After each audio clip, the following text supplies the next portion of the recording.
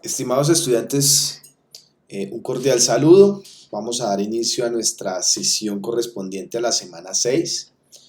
Vamos a hablar hoy acerca del análisis de datos. Ya en clases pasadas hemos revisado cuál es la forma adecuada de tomar esos datos, qué herramientas tenemos para tomar esos datos, esas características que debemos tener en torno a esos datos, la calidad de esos datos, la pertinencia de esos datos en torno a nuestro proceso de investigación y cómo esos datos pues, son los que nos van a permitir validar si la hipótesis que nosotros definimos como respuesta a ese problema de investigación pues es la correcta o la incorrecta.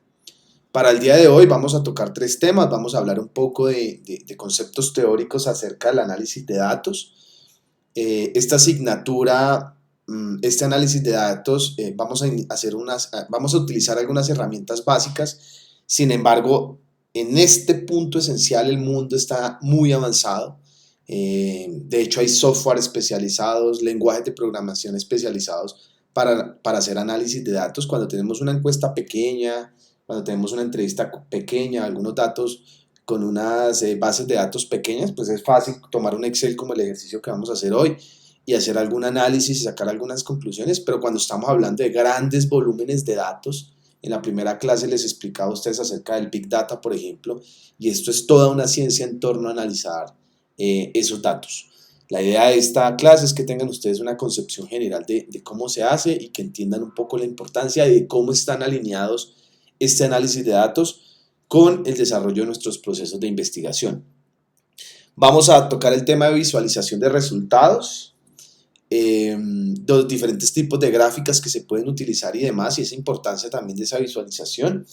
Y les voy a mostrar algunas bases de datos que están disponibles en la web. Por ejemplo, la del DANE la vamos a explorar un poco, que tiene muchísima información, como un ejemplo de visualización de resultados, pero también como una herramienta para nuestros procesos de investigación cuando requeramos información de la que está allí expuesta por el DANE. Y por último, haremos un ejercicio rápido de herramientas. Voy a hacer un ejercicio rápido de Excel de visualización de creación de gráficas, también para que ustedes tengan esos conocimientos básicos. En caso de que no los tengan, seguramente muchos de ustedes ya manejan muy bien estas herramientas, pero para quienes no, para que tengan un primer acercamiento y sepan que existen esa herramienta y que la pueden seguir explorando. Vamos a iniciar nuestra clase con un video. Francisco es una persona que conozco hace muchos años, que lo he acompañado en su proceso de desarrollo. Ya es un empresario, es un investigador innato, siempre le ha gustado investigar. Él trabaja en temas forestales y esta es una nota que le hicieron en Titanes Caracol hace un par de años, donde cuentan un poco acerca del proyecto que él está intentando desarrollar. Él ha avanzado muchísimo más, me lo crucé hace poco y estuvimos hablando acerca de en qué proceso va el proyecto de él, y ya les voy a contar un poco de la evolución de Francisco, que me parece que también es un poco inspirador para los que estamos inmersos en el tema de ciencia, tecnología e innovación. Queremos resaltar que el año pasado en Colombia fueron taladas más de 171.000 hectáreas de bosque. Es como si habláramos de talar 22 canchas de fútbol por hora.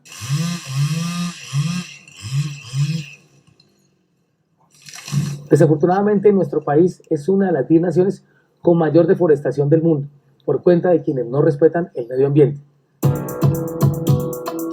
Soy Juan Francisco Guzmán, creador de redforestal.com.co, una plataforma que garantiza el comercio de madera legal y productos del bosque. Esta aplicación conecta a los productores forestales en el campo con los compradores en las ciudades para que hagan negocios legales y sin intermediarios. A nosotros como depósitos nos exigen que ellos nos traigan un salvoconducto donde tengan todo listo para cortarse agua, que tenga todos los sellos. Y esta plataforma nos está asegurando que estamos haciendo una compra con todos esos beneficios.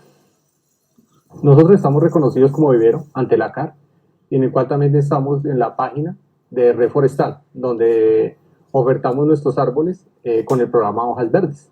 En Colombia, donde el 50% de la madera que se comercializa es de origen ilegal, Red Forestal como plataforma tecnológica es fundamental para el control de la legalidad.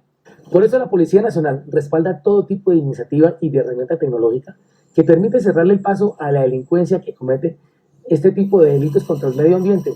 El vendedor nos envía todos los documentos que soportan que los árboles que planta son legales, para que el comprador sepa que lo que está negociando está dentro de la ley. Nosotros cada 6 meses tenemos que presentar nuestros libros de operaciones y esta plataforma nos ayuda para tener tranquilidad con la madera que compramos. La plataforma también está comprometida con el medio ambiente. Por eso participamos en jornadas de transporte y siembra de árboles. La plataforma que Juan creó, sin duda, va a causar bastante impacto a futuro. Va a controlar la tala con el proceso de siembra de árboles. Este control, si no se hace en unos 2 o 3 años, los depósitos no tendremos que vender. Es sencillo, del campo a la ciudad, sin riesgo, sin intermediarios y a solo un clic.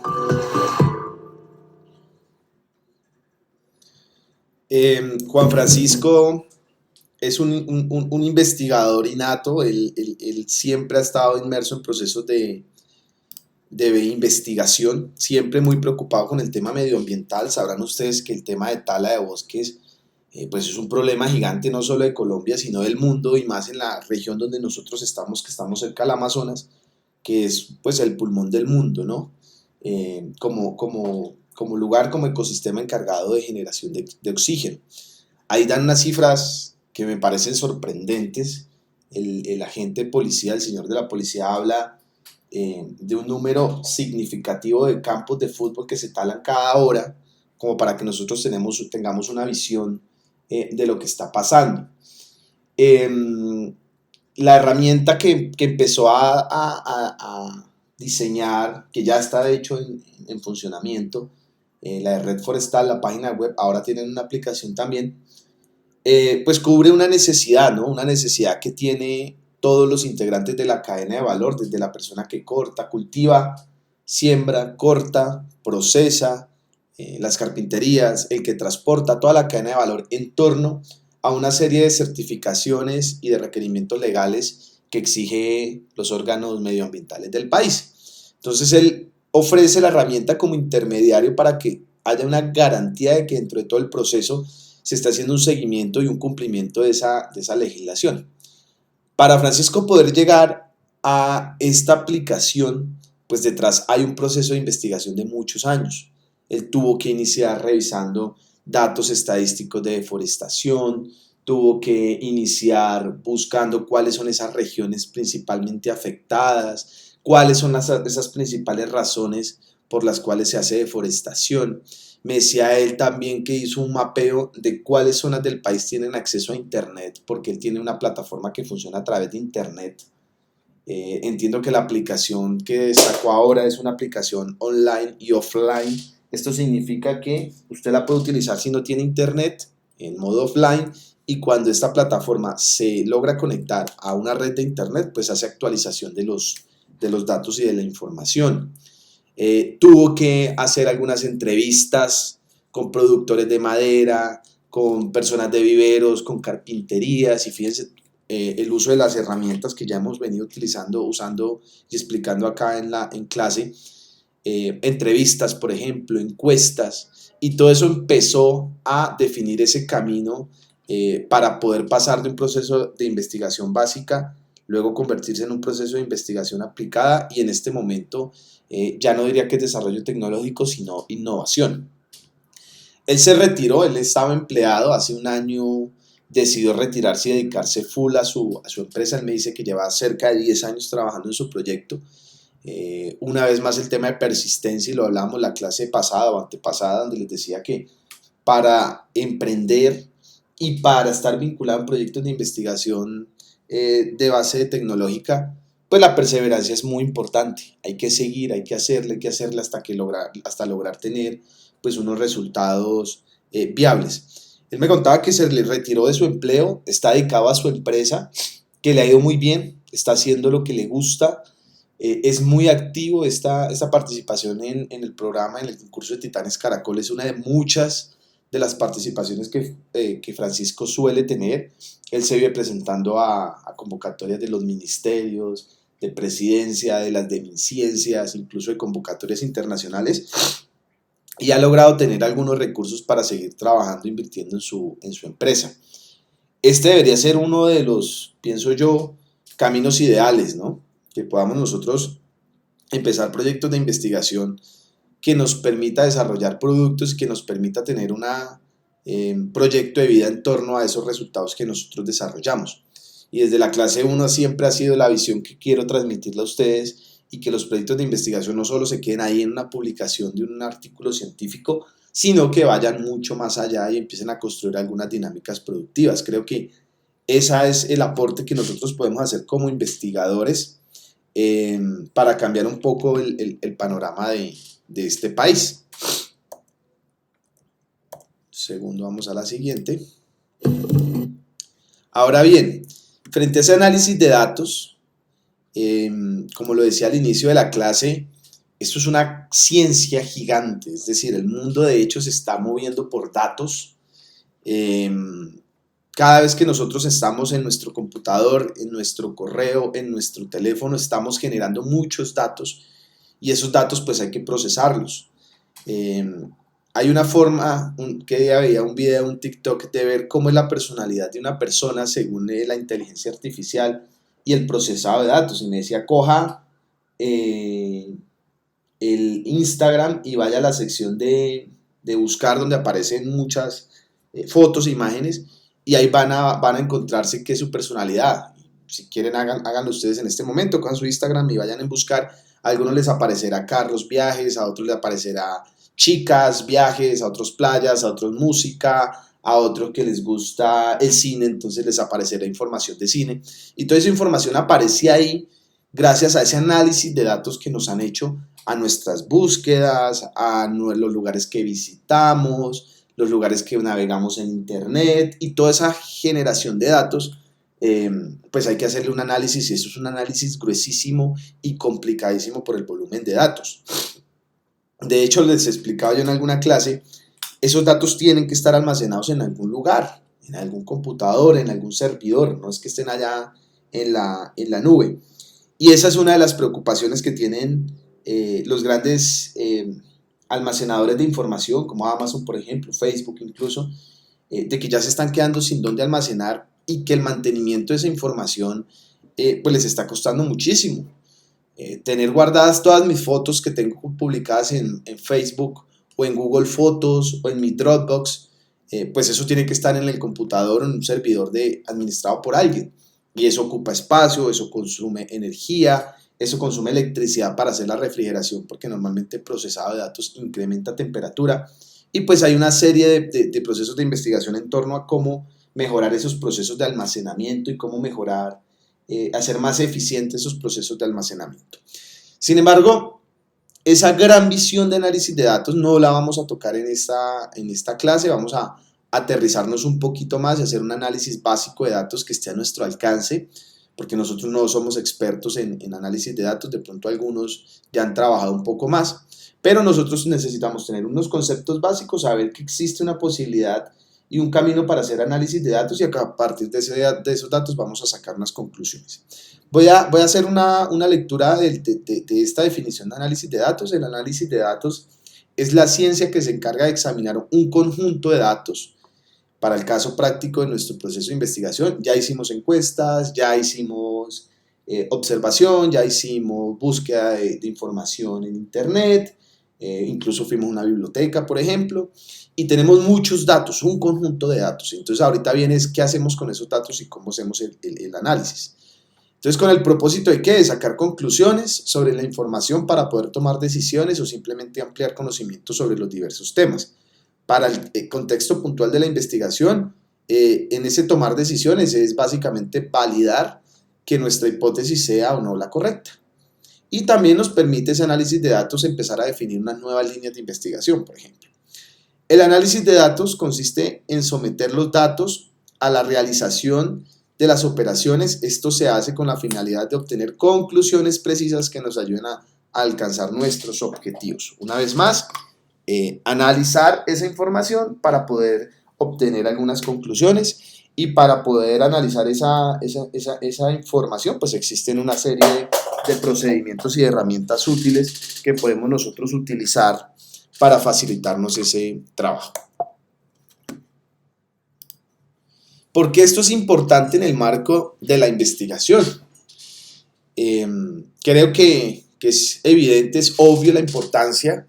Casi que el grueso de nuestro proceso de investigación va a ser la recolección y el análisis de esos datos, porque esos datos son los que nos van a permitir, no los datos en sí, sino el análisis y las conclusiones de esos datos, nos van a permitir varias cosas. Uno, tener respuesta a la pregunta de investigación, poder llegar a unas conclusiones que den respuesta a esa pregunta o esa problemática que definimos nosotros al inicio de nuestra investigación.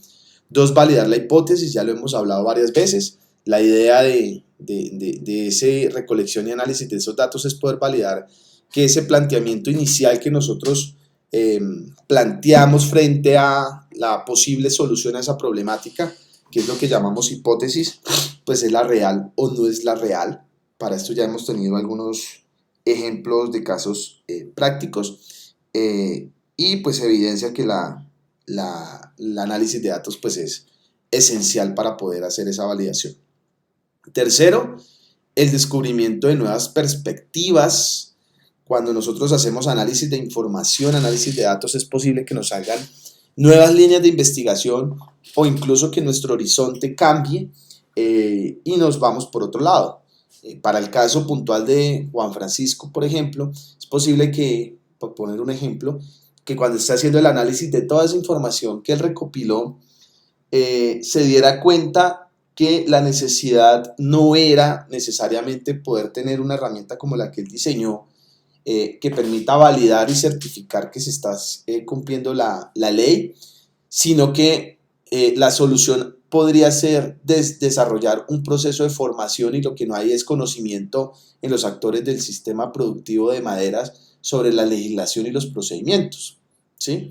Incluso podría pasar que dentro de ese análisis él se diera cuenta que lo que hay es unos vacíos jurídicos, porque hizo una revisión de documentación legal y se dio cuenta que lo que existen son unos vacíos jurídicos, y a partir de ahí se está dando, o incluso él puede desarrollar una nueva perspectiva en torno a que la principal razón de la deforestación es el tema de cultivos ilícitos, por poner un ejemplo. Entonces, es importante ese análisis de datos, porque dentro de toda esa información que nosotros analizamos, puede que tengamos unas nuevas perspectivas, unas nuevas líneas de investigación y desarrollo en las cuales podamos seguir haciendo desarrollo de nuestras investigaciones. 4, la toma de decisiones informadas. Aquí sí que fallamos, y esto no solo en los procesos de investigación, sino en la vida. A veces nos apuramos a tomar decisiones, a encaminarnos en luchas, en peleas, en proyectos, sin la toma de decisiones adecuada. Hay que tomar unas decisiones adecuadas, informadas, y no quedarnos solo con la percepción que tenemos nosotros como investigadores. Yo conozco un caso de un emprendedor que en un municipio de 100.000 habitantes aquí al sur de Colombia montó un proyecto, buscó financiación de Fondo Emprender y le dieron 80 millones de pesos para comprar unas impresoras 3D. En la primera clase hablamos acerca de la impresión 3D, para él empezar a ofertar el servicio de impresión 3D. Cuando yo vi ese proyecto, lo conozco de primera mano, de mi perspectiva, bajo mi conocimiento, yo dije, este tipo está loco. ¿Qué va a hacer ese tema de impresión 3D en un pueblo como estos? ¿Eso quién lo va a utilizar si aquí no se hace ingeniería, si aquí no se hace desarrollo? Y resulta que él me mostró toda la información que había recopilado y tomó una decisión informada. Y resulta que él se dio cuenta que ese municipio en específico era el lugar donde estaban muchas comercializadoras de repuestos de motos y de carros, y se dio cuenta que muchos repuestos plásticos, piezas plásticas, no existían en el mercado y les tocaba traerlas de aquí a Bogotá o incluso por internet, importarlas, y se convertía en un problema. Entonces, por poner un ejemplo, un BMW que existiera en un pueblo cercano, por poner el ejemplo, se le partió un pin que tiene una manguerita que va al sistema de aire acondicionado. Y ese pin traerlo de Europa le cuesta $50 y no existe en el mercado nacional.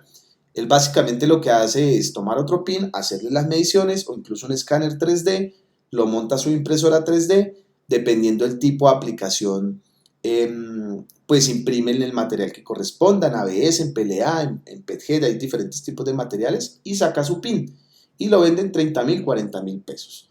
Y empezó a tener unas dinámicas comerciales muy importantes, no solo en el tema de repuestos, sino por ejemplo, me mostraba la vez pasada, necesitan hacer unos conectores puntuales para unos lagos, para conectar unas mangueras y comercialmente no existía ese conector. Él lo diseñó y lo empezó a imprimir. Fíjense que en ese punto, él tomó como emprendedor una decisión informada, con un estudio de mercado, con una necesidad clara, con un censo claro de los posibles usuarios que él podría tener. Si no lo hubiera tomado, como fue la primera, si no hubiera tomado esa tarea, hecho esa tarea de buscar esa información, como fue la primera perspectiva y visión que yo tuve, pues seguramente se había podido perder una muy buena oportunidad de negocio. Entonces siempre es importante tomar esas decisiones de forma muy informada y en investigación más aún, porque a la larga lo que estamos es evaluando una hipótesis y si tomamos una decisión, un camino, sin el suficiente peso informado, pues es posible que al final nos toque devolvernos y perdimos fue tiempo y esfuerzo.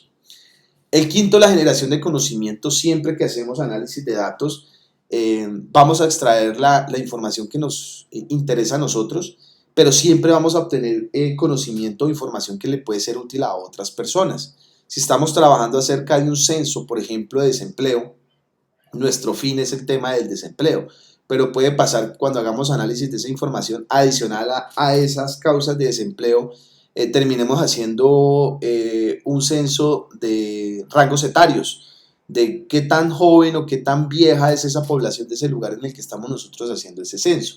Si bien esa información quizás no es importante para nuestro proyecto de investigación, sí es importante para otros procesos de investigación o incluso para futuras investigaciones nuestras. Entonces, ese análisis de datos sí o sí hace generación de conocimiento, tanto conocimiento útil para nosotros como conocimiento que puede ser útil para otros investigadores. Y por último, pues es importante para evaluar la calidad de la investigación. Esos datos, la veracidad de esos datos, la información depositada en esos datos, pues nos van a permitir validar si realmente nuestra información, nuestra investigación es de calidad. Y cuando nosotros sometamos nuestra investigación, que queremos hacer una publicación en una revista indexada, por ejemplo, y nos revisa un comité científico, pues ellos se van a cerciorar de que esos datos que nosotros estamos analizando, de que esos datos que nosotros tomamos, pues sean datos de calidad, que sean pertinentes, que tengan la cantidad suficiente para poder validar o no nuestra hipótesis. Estas son las principales 6 importancias de ese análisis de datos. Hay muchísimas más, puse estas 6 que creo que son muy pertinentes y alineadas con los procesos de investigación que son el tema que estamos tocando en esta materia. Ahora bien, ¿cuáles son los pasos a seguir para nosotros poder hacer un adecuado análisis de los datos? Hay mucha información frente a esos pasos. Yo he definido estas 6 pasos que creo que son esenciales y que tenemos que tener nosotros siempre presentes, que de hecho nosotros lo hacemos de forma empírica, cuando uno le llega información, y cuando hablo información es desde una base de datos estructuradas hasta un chisme, uno lo primero que hace es revisar y organizar esos datos, es decir, este procedimiento casi que sirve para dar el manejo a cualquier tipo de información. Pero pues como nos estamos en una materia de metodología de la investigación, pues lo vamos a aplicar y lo vamos a aterrizar al tema que nos corresponde. El primer paso es revisar y organizar esos datos. Y voy a poner un ejemplo práctico hipotético, no he participado en este proyecto, simplemente un ejemplo hipotético para poder apropiarnos de este conocimiento que está en esta diapositiva. Imaginemos que estamos en una investigación relacionada con determinar las causas del alto nivel de desempleo en el departamento del Cesar, entendiendo, y esto sí es un dato real, que el Cesar es uno de los departamentos con mayor número de desempleo. Y nosotros decidimos hacer una recolección de información de dos fuentes, a través de una encuesta y a través de unas entrevistas. Las encuestas, diseñamos unas encuestas para poderlas diligenciar de forma mixta, unas presenciales, y mandamos a 3 investigadores, a 3 recolectores de información a la muestra que nosotros seleccionamos. Hicimos un muestreo por barrios, aleatorio por barrios, y los enviamos para que ellos hicieran esas encuestas de forma física en unas hojitas.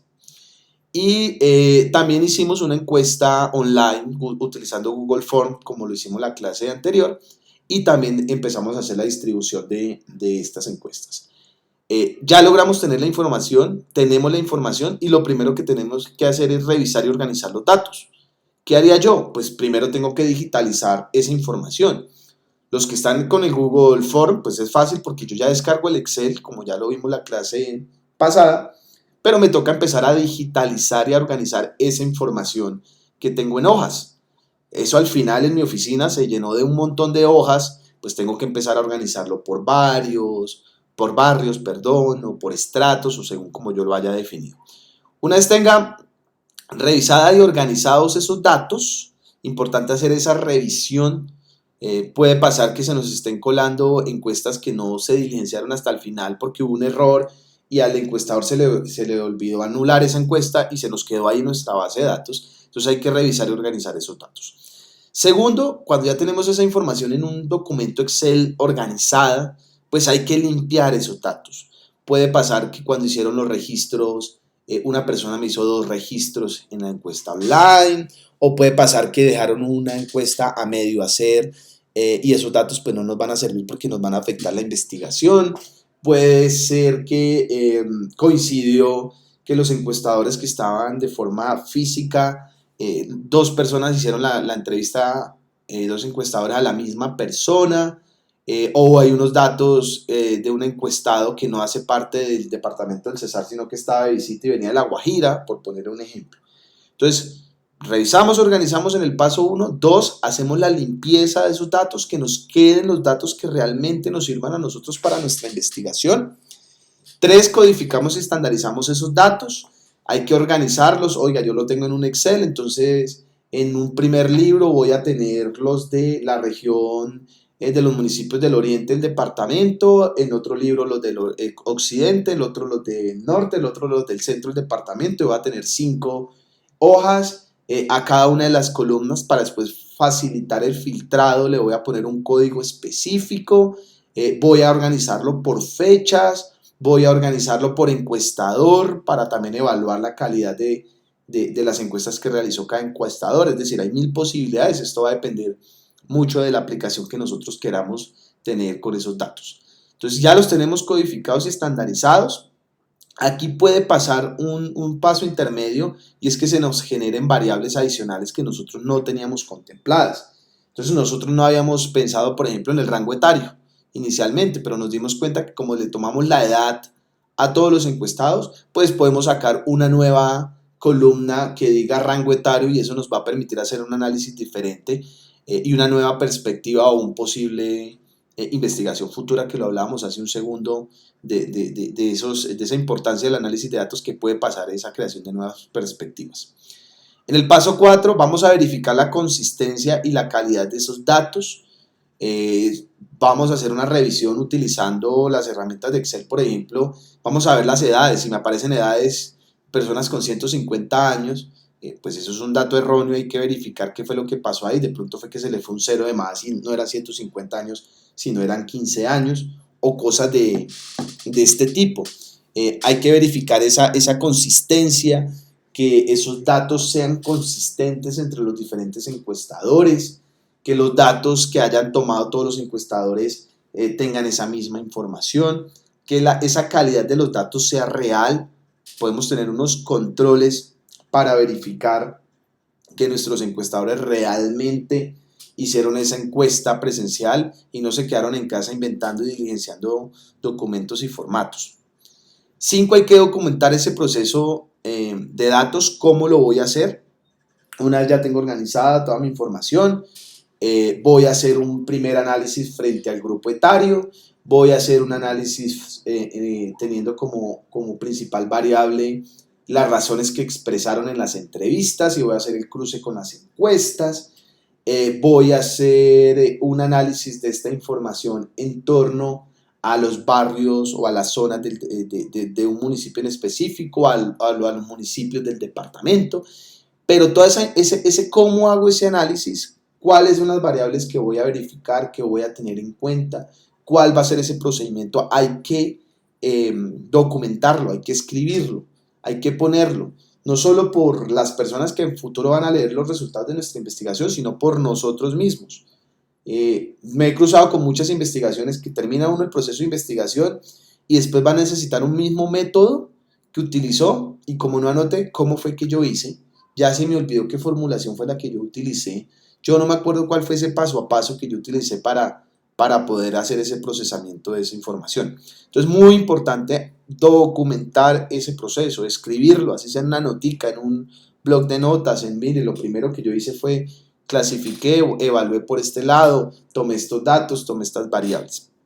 Y por último, ya crear una base de datos final, cuando ya tengamos toda esa información filtrada y analizada, pues poder tener ya una base de datos final y sobre esa base de datos final, con la información que fue importante dentro del resultado del proceso, esa información que nosotros realizamos, podamos hacer gráficos y podamos visualizar información de interés. Si nosotros de primerazo cogemos, armamos un Excel sin hacer este procedimiento y vamos a hacer gráficas sobre ese Excel, pues posiblemente la calidad de esa visualización no va a ser la adecuada. Y pongo otra vez el ejemplo de que al encuestador se le fue los 150 años de una persona y no los 15 años, pues eso cuando hagamos una gráfica nos va a salir un pico que no vamos a saber de dónde salió. Entonces siempre es importante hacer este procedimiento completo, manosear, utilizar, mover, organizar, reorganizar, redistribuir esa información, esos datos que nosotros hemos recopilado dentro de nuestro proceso de investigación para poder así tener un análisis real y un análisis de calidad de esa información. Ahora bien, a nivel de visualización, cuando nosotros llegamos a este punto, que ya tenemos una base de datos importante, organizada, limpia, clara, ya hicimos nuestro análisis, hay algo que es muy importante, que es la visualización y yo cómo muestro esos resultados. Cuando a mí me muestran una tabla ahí con un montón de datos, posiblemente como lector me va a costar muchísimo entender qué es lo que me está tratando de decir o me está tratando de mostrar el investigador. Incluso nosotros como investigadores, no de cara a publicaciones, sino nosotros cuando estamos analizando nuestra información, pues la visualización es esencial para nosotros poder determinar cuáles son esos resultados que vamos teniendo. Cuando yo estuve con la tesis de maestría en la Universidad Politécnica de Madrid en España, estaba con un grupo de investigación que se llama Green LSI y mi tarea era, creo que en algún momento les conté versión resumida, era evaluar el procesado de información específicamente de redes sociales, era un proyecto para Google, en qué tipo de recurso de hardware era mejor hacer el procesado, es decir, yo puedo hacer el procesado en un computador, en un servidor, en una GPU, en una CPU, es decir, hay diferentes formas de hacer procesado de información. Pero mi meta era visualizar cuál consumía menos energía, cuál incrementaba menos la temperatura de ese hardware cuando hacía ese procesado y cuál era más rápido. Esas eran mis tres variables: velocidad, temperatura, las acabo de decir las tres y se me acaba de olvidar. Velocidad de procesado, temperatura, se me acaba de ir la tercera, pero básicamente en ese proceso de investigación, el tema de visualización de esos datos, pues a mí como investigador me permitía identificar cuál era el mejor recurso, cómo funcionaba en la práctica. Entonces Google tiene un algoritmo que se llama PageRank, que tienen que ejecutar cada 13 horas para determinar dentro de las búsquedas que uno hace a quién pone primero y a quién pone número 1000. Entonces, si yo escribo árboles, venta, ¿a quién pongo de primero y a quién pongo de 1000? Entonces, ese algoritmo se procesa en diferentes tipos de recursos de procesado Y la idea que me pusieron a mí es que si es una solicitud de Facebook, por ejemplo, o de Twitter, o de Maps, cuando yo hago ese procesado, ¿en cuál recurso me consume menos? Ya me acuerdo de la tercera: temperatura, consumo energético y tiempo de procesado. Y la forma que yo tenía para hacer ese análisis de datos es visualizando, haciendo gráficas y viendo cuál era la que menos me consumía de esas tres variables dependiendo del tipo de recurso. Entonces, muy importante esa visualización, no solo para mi proceso de investigación, sino que cuando iba a congresos a explicar los resultados importantes que tuvimos en ese proceso, pues también para el tema de visualización. Hay muchas formas de visualizar datos y aquí yo puse algunas, pero hay muchísimas otras y cada vez se inventan más. Hay unas que son muy conocidas y muy utilizadas y creo que todos hemos visto, como las barras, por ejemplo, o estos gráficos tipo dona también se suelen utilizar. Las de mapas con círculos sobre mapas también uno las suele ver, pero hay muchas otras. Yo aquí traje algunas: diagramas de arcos, por ejemplo, gráficas de área, gráficas de barra, diagramas de cajas de bigote, donde aquí, por ejemplo, podemos comparar dos variables, entonces un porcentaje mayor va a hacer que esta parte de la gráfica sea más amplia. Lluvia de ideas, gráficos de burbujas, cuando tenemos varias variables y en torno a esas variables hay otras subvariables, entonces podemos también utilizar este tipo de burbujas. Los mapas son muy utilizados, sobre todo estos que son mapas de calor. También podemos, por ejemplo, ahorita vamos a tener algunos ejemplos de mapas de calor. A nivel visual nos permite apropiar y entender muchísimo más esa información. Gráficos de bala, calendarios, gráficos de vela, diagramas de cuerdas, mapas coropléticos, embalajes circulares, mapas de interconexión, gráficos de densidad, gráficos de donas, mapas de puntos, gráficos de matriz de puntos. Es decir, hay muchas posibilidades y si ustedes buscan herramientas de visualización van a encontrar muchísimas. ¿De qué va a depender el uso de una o de la otra? Pues del tipo de información que nosotros vamos a mostrar. Si estamos haciendo comparación entre una o dos variables, entre varias variables, pues la idea es empezar a seleccionar y a utilizar el tipo de gráfico que más se nos adecue y nos permita mostrar los resultados y nos permita a nosotros hacer el análisis de los resultados.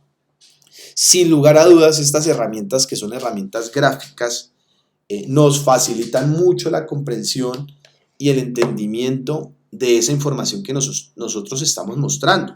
Y hagan el ejercicio, busquen una tabla en alguna publicación y esa tabla uno la lee y ve un montón de números y pues no le da a uno la mente para empezar a hacer un análisis y entender un poco qué es lo que se quiere mostrar de esa tabla.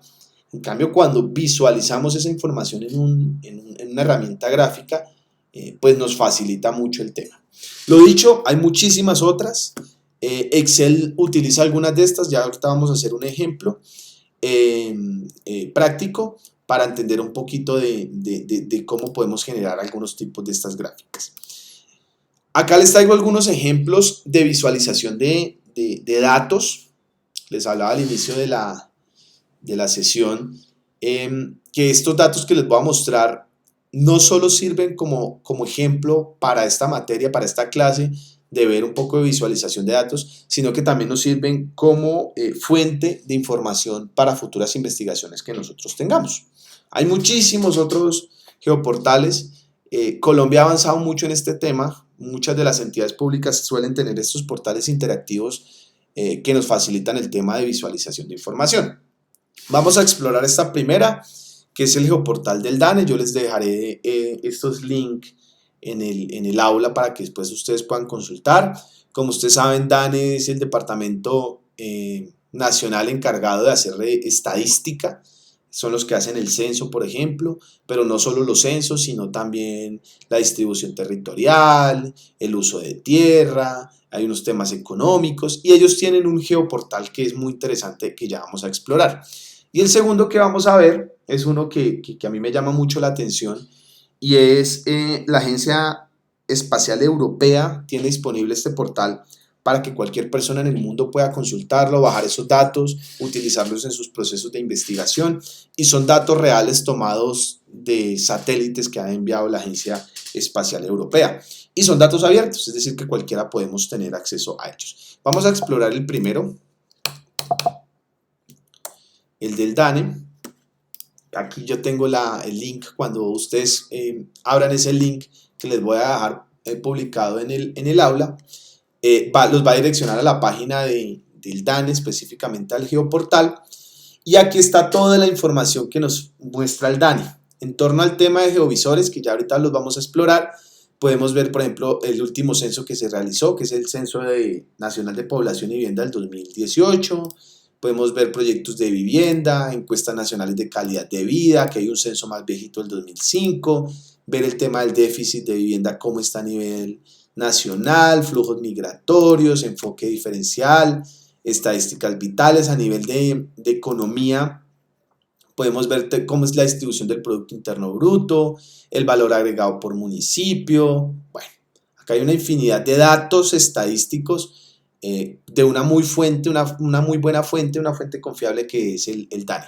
Y a nivel de territorio también tenemos estadística agropecuaria, de cómo está utilizándose el territorio, la tierra, Censo Nacional Agropecuario, cuántos hay, sectores agropecuarios, observaciones inmobiliarias, bueno, en fin, hay una amplia posibilidad. Vamos a irnos a este primero.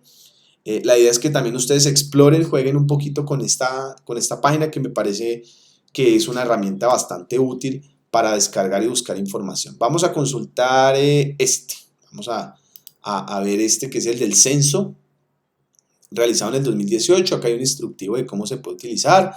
Básicamente lo primero que nos dicen es escojan el tema que ustedes quieran, la ubicación que ustedes quieran revisar, y por último pues pueden básicamente descargar esta información.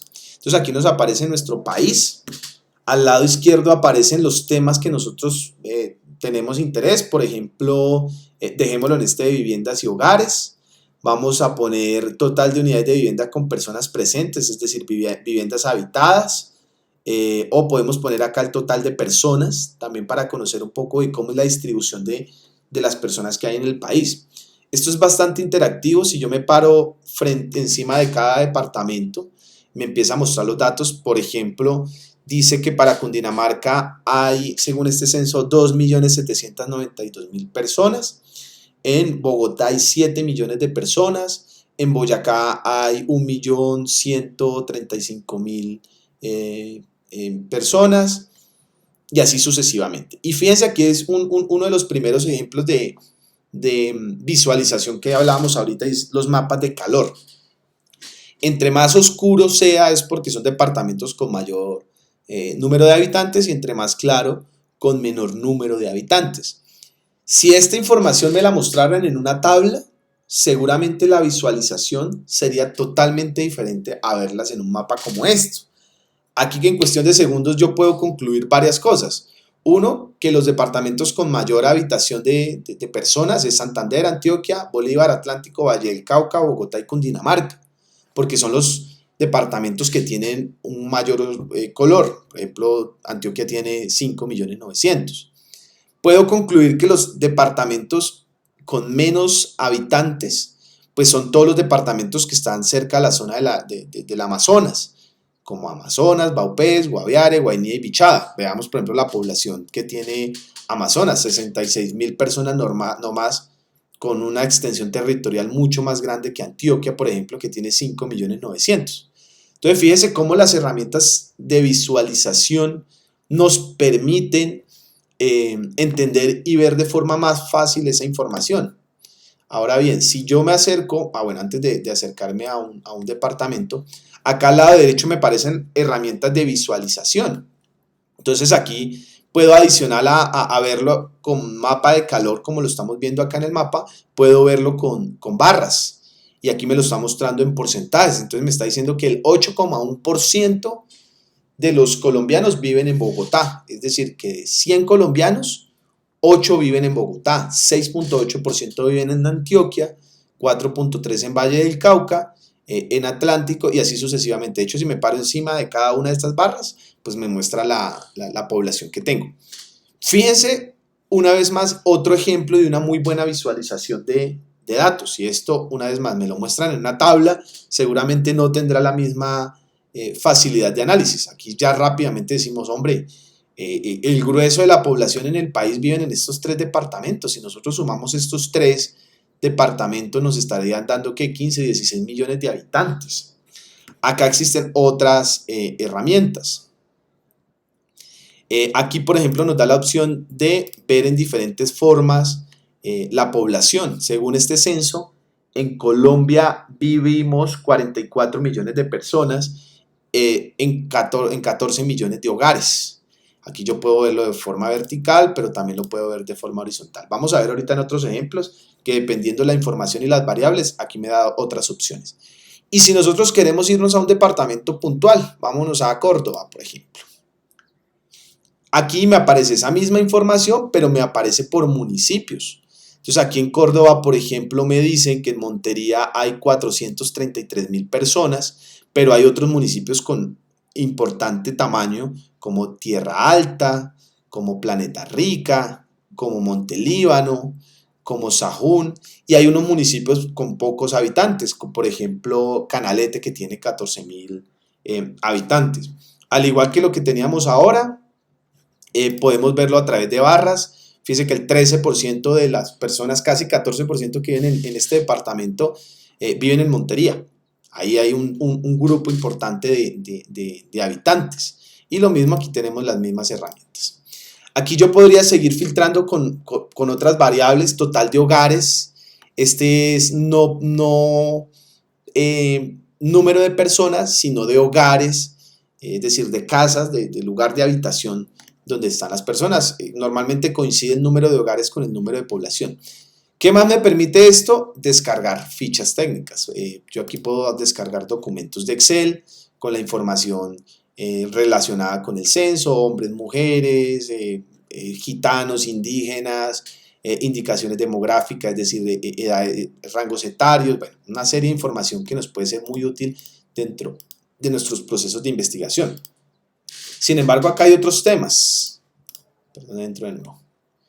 Acá hay otros temas, ahí estamos viendo población, pero acá hay muchísimos otros temas. Entonces, imagínense que estemos en un proceso de investigación que sea relacionado con salud, pues podemos ir a consultar frente al tema de salud qué está pasando y cómo está el país, cómo está en el tema de los servicios públicos. Aquí puedo filtrar si cuentan o no con servicios públicos de alcantarillado. Entonces, fíjense aquí cómo vemos rápidamente unas conclusiones. Que estos departamentos, los que hace rato hablamos que son los más deshabitados, son los que menos tienen viviendas con acceso a alcantarillado. Lo mismo podríamos hacer con el tema de energía. Lo mismo podríamos hacer con el tema de estratos socioeconómicos. Aquí podemos filtrar dónde se encuentran los principales estratos. Fíjense que los estratos 6 se suelen estar en el centro de la ciudad. Vamos a devolvernos aquí un segundo que les quiero mostrar esto. Fíjense que para este tipo de variables donde estamos evaluando el tema de servicios públicos, esta herramienta nos dice que la forma más adecuada de mostrarlo es a través de una torta. Aquí también están las barras, están las donas y fíjense cómo dependiendo el tipo de información podemos seleccionar diferentes formas de visualizar la información. A mí esta dona me dice algo, pero si yo lo pongo en barras quizás no es la forma más adecuada para mostrar este tipo de información. Entonces de ahí la importancia de poder seleccionar una buena herramienta de visualización.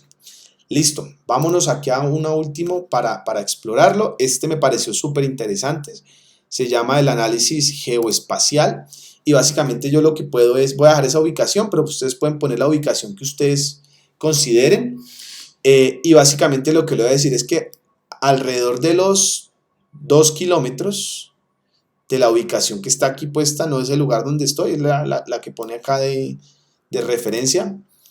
Le voy a ubicar que me bote alrededor de los 2 kilómetros a la redonda de donde yo me encuentro ubicado algunos datos específicos. Entonces, por ejemplo, me está diciendo que a los 2 kilómetros a la redonda de donde yo estoy, el 48% de las personas son hombres y el 51% son mujeres. ¿Y cuántos hombres y cuántas mujeres fueron censadas en este territorio?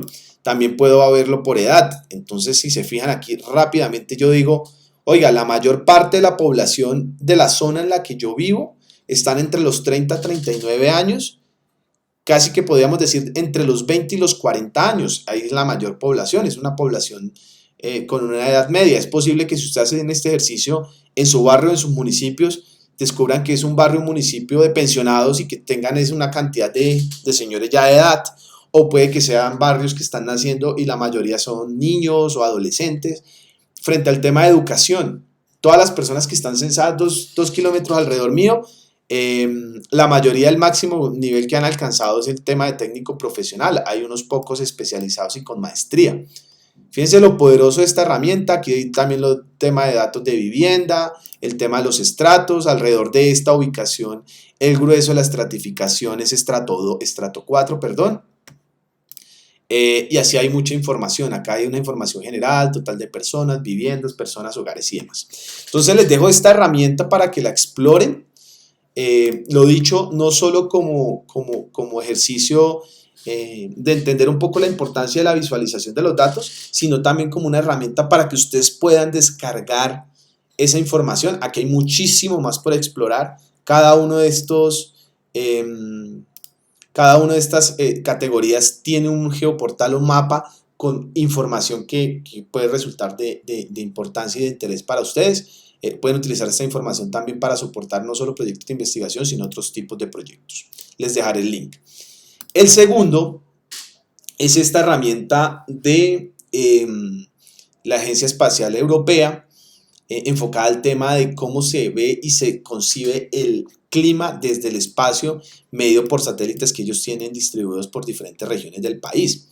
Este tipo de visualización es una visualización más avanzada. Esto es un mapa interactivo. Aquí yo tengo los mapas y puedo empezar a ver, por ejemplo, el nivel de fuego, dónde han sido las regiones que históricamente, acá está en la parte inferior el año. Yo puedo ver, filtrar por año y ver cómo se han comportado los incendios forestales y empezar a sacar conclusiones. Fíjense, por ejemplo, cómo vamos a acercarnos aquí al Amazonas, vamos a acercarnos un poquito. Como en diciembre del 2021 en esta región del Amazonas se presentaron unos focos de incendios forestales a comparación de otros años que no ha pasado. Fíjense que ya se empieza a volver repetitivo en ciertas franjas, en ciertos meses del año. Básicamente, seguramente esto alineado con fenómenos como el del Niño. Ahí lo tengo filtrado por conocer incendios. Mira las zonas en África, por ejemplo, cómo el tema de los incendios forestales los afecta. ¿Sí? Como en Europa también los afecta el tema de incendios forestales, y aquí puedo sacar datos dependiendo el año y dependiendo la fecha del año. Esto a nivel de investigaciones, por ejemplo, medioambientales, pues muy chéveres. Puedo, por ejemplo, decirle que me muestre, aquí había una que me gusta mucho. Bueno, miremos esta de la temperatura de la superficie del mar. Esto es esencial para el tema del cambio climático. En la medida en que esta parte del mar que está ubicada en la zona tropical, ecuatorial, se enfríe más por el derretimiento de los polos, eso genera unos cambios climáticos gigantes. Fíjense cómo el mar cerca al polo norte es muchísimo más frío. Acá dice que son temperaturas de -3 grados, dice al lado izquierdo, y como en la zona tropical alcanza el mar temperaturas hasta de 37 grados centígrados. Y como en el polo sur pasa exactamente lo mismo, de que es muchísimo más fría el agua. Esto a nivel de medio ambiente es clave.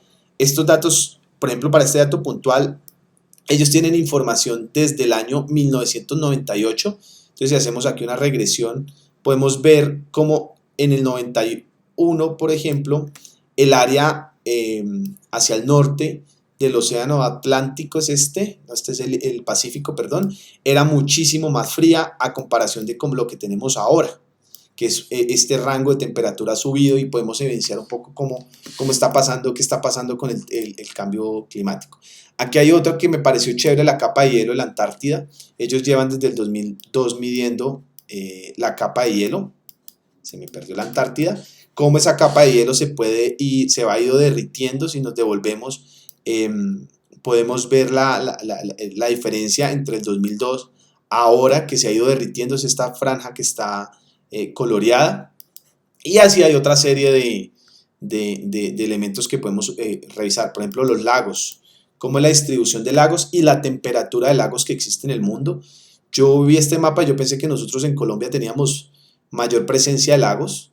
Resulta que no es tan así. Hay países como Estados Unidos donde hay una presencia mayor de lagos, o fíjense acá en Canadá como hay una cantidad de lagos, en Europa como hay lagos, pero nosotros podemos empezar a investigar si un lago puntual de alguna región ha empezado desde el satélite, con la información que tenemos en el satélite, si se ha aumentado o disminuido su cantidad de agua, su temperatura. Es decir, esta es otra de muchas herramientas que tenemos, el tema de nube, de metano, por ejemplo, tan importante, índice de vegetación, cómo está la vegetación distribuida en el mundo. Aquí no me filtró porque tengo el de lagos. Ok, aquí me aparecieron los dos. Y puedo hacer esas comparaciones entre los dos. Como el índice de vegetación, que es el que está acá abajo, y puedo cambiar, el que está arriba, ha cambiado en función de la presencia o no de lagos. Fíjense, los verdes, el Amazonas muy verde, el África con sus desiertos aquí en Medio Oriente pues muchísimo más secos, sin vegetación. Esta es otra herramienta más que les dejo para su revisión, para su análisis. Les dejaré los dos links. Ahora bien, frente al tema de herramientas, hay muchas herramientas que nos permiten hacer este tipo de gráficas. Hay una que está muy de moda ahora, que se llama Power BI, y esta herramienta es de Microsoft. Básicamente lo que hace es que si uno tiene muy organizados los datos en Excel, les permite hacer este tipo de dashboard, se llama. Estos cuadros donde uno tiene mucha información y muchos datos, se llaman dashboard, y nos permite esos dashboard pues poder hacer ese análisis, esa revisión de esos datos. Y la más básica, antes de uno pasar a Power BI, pues es Microsoft Excel. Yo aquí les traigo un ejemplo rápido de un Excel que encontré ahí aleatorio, simplemente para mostrar la facilidad que tiene Excel para hacer gráficos. Quienes conozcan esta herramienta, pues seguramente sabrán que es muy fácil e intuitivo hacerlo. Uno simplemente digamos, en este caso tengo unos datos de vendedor y de ventas, puede ser por año o por mes. Aquí yo podría tener muchísimas otras variables, si es hombre, si es mujer, el tipo de almacén donde participa, el tipo de cliente, podría tener infinidad de variables, pero aquí para el caso práctico simplemente tengo estas dos variables. Yo simplemente cuando quiero graficar lo que hago es tomar los datos, me voy a insertar y acá están las gráficas que podemos hacer de estos datos. Aquí en gráficas recomendadas, Excel es tan inteligente que dice, oiga, por ese número de variables y ese tipo de datos, yo le sugiero que utilice barras o le sugiero que utilice este tipo de gráficas o este tipo de gráficas. Pongamos una cualquiera, pongamos esta. Y aquí ya automáticamente nos generó esta gráfica. Aquí le podemos poner el título que nosotros queramos. Podemos incluso cambiarle el estilo a este tipo de gráfica, ¿no? Que a mí no me gusta el azul, a mí me gusta el amarillo, entonces lo puedo cambiar por amarillo. Acá podemos cambiar el estilo de si quiero que me aparezcan los datos, no me aparezcan los datos, quiero que me aparezca la información de esta forma. Vamos a hacer otro ejemplo aquí en otra basecita de datos, también relacionada con ventas, pero para poder tener otro tipo de gráfica, insertar, vamos a insertar ahora una gráfica. Estas son las que sugieren, pero podemos utilizar otro tipo de gráficas, unas barras, por ejemplo, o esta que es muy utilizada. Entonces aquí es fácil también, dependiendo del tamaño de cada uno de los cuadritos, determinar quién es la persona que más vendió y quién fue el que menos vendió. Aquí rápido uno dice, pues Daniel, pobre Daniel, está colgado en ventas, ¿sí? Es más fácil que ponerse a revisar todos estos datos. Una vez más, en diseño de gráfico yo puedo cambiar el diseño, los colores, si quiero que me muestre los datos, me muestre porcentajes, bueno. Hay una infinidad de cosas que podemos cacharrear. Hagamos un último. Con hagamos, a ver qué otra nos sugiere acá el sistema. Hagamos el típico pastel. Ahí también es muy fácil ver que Antonio fue la persona que más vendió, porque es el pedacito más grande que tiene el pastel. Entonces la invitación también es a explorar este tipo de herramientas. Hay muchos tutoriales, hay mucha información relacionada de cómo podemos hacer uso de Excel. Esta es una base de datos muy pequeñita, podríamos tener muchísima más información, pero que sepan que Excel, que es una herramienta que todos tenemos acceso, la podemos utilizar. Ya cuando nos volvamos duros en Excel, durísimos en Excel, podemos empezar a explorar un poco la herramienta de Power BI. De hecho, hay en este momento alta demanda en el sector empresarial por personas que conozcan de Power BI, porque todo el mundo maneja datos. En todas las industrias, en todas las áreas del conocimiento, siempre vamos a tener datos y vamos a necesitar personas que manejen esos datos, que procesen esos datos y que nos den herramientas de visualización.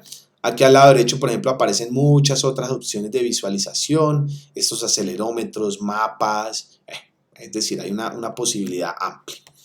Hasta aquí el tema de datos. Revisamos, haciendo una revisión rápida de lo que vimos hoy en clase. Estuvimos revisando cuál es la importancia de poder tener esos datos. En la pasada vimos cómo podemos recolectar esos datos. Vimos en esta clase cómo podemos manejar esos datos, hacerle una limpieza, una organización. Y vimos algunas herramientas para visualización de datos y algunos ejemplos de visualización de datos que nos permiten verificar y validar que realmente la importancia de la visualización que hay dentro de un proyecto de investigación. Para cerrar la clase de hoy, traigo a un viejo conocido de ustedes, de todo el mundo, que es Bill Gates, el dueño de Microsoft, uno de los hombres más ricos del mundo, creador de Microsoft. Todos los que estamos en este momento en un computador con Windows, pues en algún momento quien compró ese computador o quien importó ese computador tuvo que pagarle a Bill Gates para poder utilizar Microsoft, para poder utilizar Word, para poder utilizar Excel. Ahora en temas de correos, cada vez que utilizamos, quienes utilicen Office 365 o Outlook o el que llamaba antes Hotmail, todo eso es de Microsoft, le estamos pagando a Microsoft. Quienes utilicen SharePoint o OneDrive para almacenar información, todo eso es de Microsoft. Es decir, el tipo es un tipo que desde el principio la tuvo clara, se focalizó en el tema de desarrollar sistemas, inicialmente computadora, luego software, y aún sigue siéndolo. Acá hay una frase de las muchas de Bill Gates: si miramos al siguiente siglo, los líderes serán los que empoderan a otros. Fíjense la visión de compartir.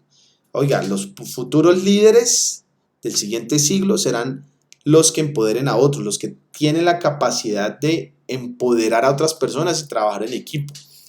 Y traje esa foto de Bill Gates sentado en un baño, porque resulta que Bill Gates tiene una fundación junto con su esposa donde acompañan el desarrollo de proyectos de investigación en todo el mundo y lanzan retos, problemáticas, y quién en el mundo puede solucionarlos. Si uno presenta propuestas y si esa propuesta es viable, ellos le financian a usted para que desarrolle prototipos.